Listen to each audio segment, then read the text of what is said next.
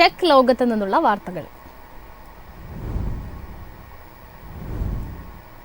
കേരളത്തിലെ 5000 ടവറുകളിൽ തദ്ദേശീയ 4G technology install ചെയ്തതായി BSNL. ഈ പ്രദേശങ്ങളിലെ ഉപയോക്താക്കൾക്ക് ഇനി മികച്ച വേഗതയിൽ ഡാറ്റാ സേവനങ്ങൾ ആസ്വദിക്കാം. ഇതോടൊപ്പം 4G വിന്യാസം പൂർത്തിയാക്കാൻ 6000 കോടി രൂപ BSNLന് അനുവദിക്കാൻ കേന്ദ്ര സർക്കാർ തീരുമാനിച്ചു. കേരളത്തിലെ 4G വിന്യാസത്തിൽ ഒരു പുതിയ നാഴികക്കല്ല് കൂടി പിന്നിട്ടിരിക്കുകയാണ് BSNL. രാജ്യവ്യാപകമായി നടക്കുന്ന 4G വ്യാപനത്തിന്റെ ഭാഗമായാണ് സംസ്ഥാനത്ത് 5000 തദ്ദേശീയ 4G സൈറ്റുകൾ BSNL വിന്യസിച്ചത്. രാജ്യത്ത് ഇതിനകം 65,000 4G ടവറുകൾ പ്രവർത്തനക്ഷമമായി. ആകെ 1,00,000 സൈറ്റുകളിൽ 4G അവതരിപ്പിക്കാനാണ് BSNL TCS നേതൃത്വത്തിലുള്ള കൺസോർഷ്യത്തിന് കരാർ നൽകിയിരിക്കുന്നത്. ഇതിൽ ഇനി പൂർത്തിയാക്കാൻ അവശേഷിക്കുന്നത് 35,000-ൽ താഴെ മാത്രം ടവറുകളാണ്. ഈ വർഷം ജൂണോടുകൂടി 4G വ്യാപനം പൂർത്തിയാക്കുമെന്നാണ് TCSും BSNL അധികൃതരും ഉൾപ്പെടെ ഉറപ്പ് നൽകിയിട്ടുള്ളത്. ഇതിനിടെ BSNLന്റെയും MTNLന്റെയും 4G വിന്യാസം പൂർത്തിയാക്കാൻ 6000 കോടി രൂപ കൂടി നൽകാൻ കേന്ദ്രം തീരുമാനിച്ചു. രാജ്യവ്യാപകമായി 4G എത്തിക്കാൻ BSNL 19,000 കോടി രൂപയാണ് ചിലവ് പ്രതീക്ഷിക്കുന്നത്. ഇതിൽ 13,000 കോടിയോളം രൂപ ഇതിനകം ചെലവഴിച്ചു. അവശേഷിക്കുന്ന 6000 കോടി രൂപയ്ക്കായി BSNL ടെലികോം മന്ത്രാലയത്തെ സമീപിച്ചിരുന്നു. ഈ അപേക്ഷ പരിഗണിച്ചാണ് കേന്ദ്ര ക്യാബിനറ്റ് ബാക്കി തുകയും അനുവദിച്ചിരിക്കുന്നത്.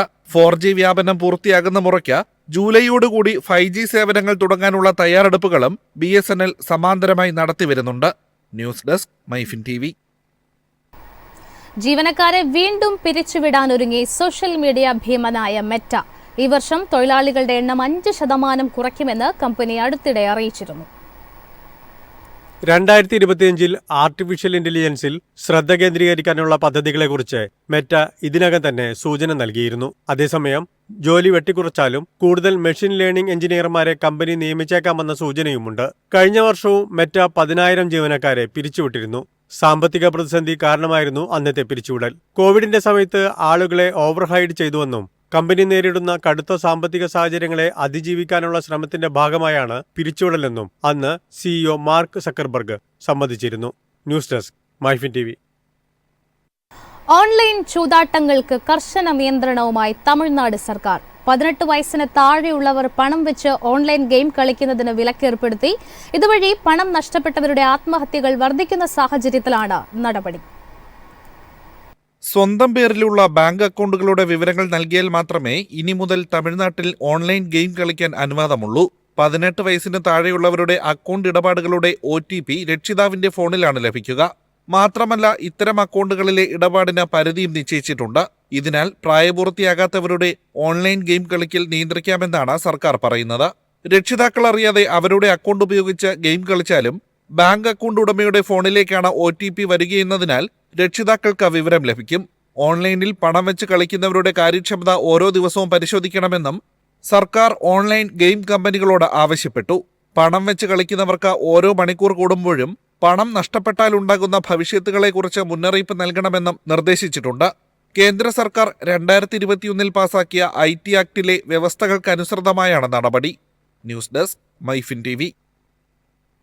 ആഗോള റോഡ് ഇൻഫ്രാസ്ട്രക്ചർ ഉച്ചകോടിക്കും എക്സ്പോയ്ക്കും ഇന്ത്യ ആതിഥേയത്വം വഹിക്കും. ഉച്ചകോടിയിലും എക്സ്പോയിലുമായി ലോകമെമ്പാടുമുള്ള 300 നൂതന സാങ്കേതിക വിദഗ്ധരും റോഡ് സുരക്ഷാ ഉദ്യോഗസ്ഥരും പങ്കെടുക്കുമെന്ന് ഇന്റർനാഷണൽ റോഡ് ഫെഡറേഷൻ അറിയിച്ചു. മാർച്ച് 6-7 തീയതികൾ നടക്കുന്ന ഉച്ചകോടി സുരക്ഷിതമായ അടിസ്ഥാന സൗകര്യങ്ങൾക്കായുള്ള ഭരണചട്ടക്കൂടുകൾ ശക്തിപ്പെടുത്തുക, റോഡ് സുരക്ഷ, നഗര ആസൂത്രണവുമായി സംയോജിപ്പിക്കുക തുടങ്ങിയവയിൽ ശ്രദ്ധ കേന്ദ്രീകരിക്കും. ഇന്റലിജന്റ് ഇൻഫ്രാസ്ട്രക്ചറിനൊപ്പം ട്രാഫിക് ഒപ്റ്റിമൈസേഷൻ, പൊതുഗതാഗതവും റോഡ് സുരക്ഷയും വർദ്ധിപ്പിക്കുന്നതിന് ഇന്റലിജന്റ് ട്രാൻസ്പോർട്ട് സിസ്റ്റം, സാങ്കേതിക വിദ്യകൾ പ്രയോജനപ്പെടുത്തുന്നതിലെ സാധ്യതകൾ എന്നിവയും ചർച്ചാവിഷയങ്ങളാകും.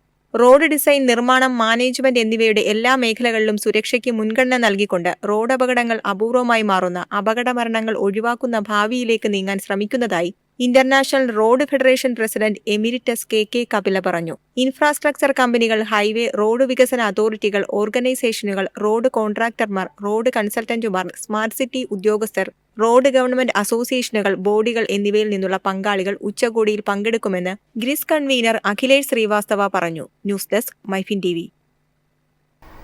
ഹ്യുണ്ടായി എക്സ്റ്ററിന്റെ പരിഷ്കരിച്ച മോഡൽ വിപണിയിൽ അവതരിപ്പിച്ചു. നിരവധി സവിശേഷതകളോടെയാണ് ഹ്യുണ്ടായുടെ ഏറ്റവും ചെറിയ SUV ആയ എക്സ്റ്ററിന്റെ 2025 മോഡൽ പുറത്തിറക്കിയിരിക്കുന്നതെന്ന് കമ്പനി അറിയിച്ചു. പുഷ് ബട്ടൺ സ്റ്റാർട്ടുള്ള smart key, dual camera dash cam, smart electric sunroof തുടങ്ങിയവയാണ് എക്സ്റ്റർ 2025ന്റെ പ്രധാന ഹൈലൈറ്റുകൾ. കൂടാതെ Android Auto, full automatic climate control, Apple CarPlay എന്നിവ പിന്തുണയ്ക്കുന്ന 8-ഇഞ്ച് touch screen infotainment system, projector ഹൈലൈറ്റുകൾ എന്നിവയും വാഹനത്തിന്റെ പ്രധാന സവിശേഷതകളാണ്. ഇതോടൊപ്പം കൂടുതൽ സേഫ്റ്റി ഫീച്ചറുകളും ഉൾപ്പെടുത്തിയിട്ടുണ്ടെന്ന് കമ്പനി അവകാശപ്പെടുന്നു. Electronic stability control, hill start assist, rear camera തുടങ്ങിയവയും ഇതിൽ പ്രധാനമാണ്. എക്സ്റ്റർ സീരീസിലെ 1.2 പെട്രോൾ MT വേരിയന്റിന് 7,73,000 രൂപയാണ് വില.